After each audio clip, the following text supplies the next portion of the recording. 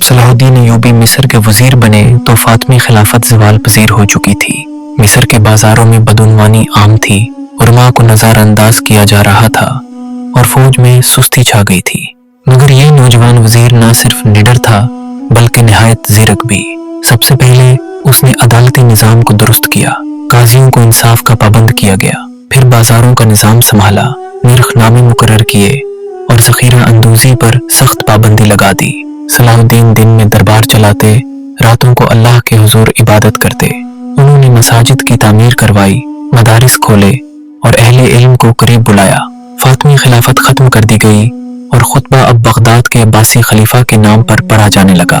یہ ایک عظیم تبدیلی تھی۔ اہل مصر نے پہلی بار سنی خلافت کا ذائقہ چکھا، مگر صلاح الدین نے کسی کو قتل نہ کیا۔ ان کی حکمت، رحم اور درگزر نے دل جیت لیے۔ ان دنوں صلیبی طاقتیں یروشلم میں قابض تھیں اور ان کی نظریں مصر پر بھی تھیں۔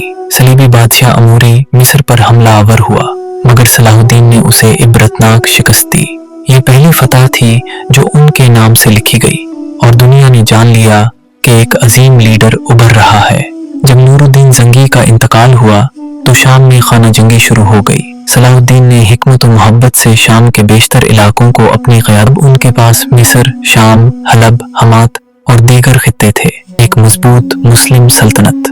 مگر ان کا دل اب بھی بیت المقدس کے لیے تڑپتا تھا۔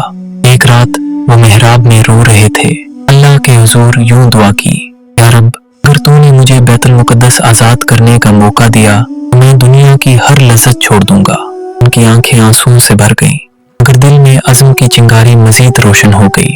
صلاح الدین نے اپنی فوج کو نئے سرے سے منظم کیا، جذبہ ایمانی، نظم و ضبط اور اخلاقی تربیت۔ انہوں نے علماء کے ذریعے لوگوں میں جہاد کی روح پھونکی۔ ہم تلوار سے نہیں کردار سے جیتیں گے۔ جب فوج تیار ہوئی تو انہوں نے اعلان کیا، ہم بیت المقدس کی طرف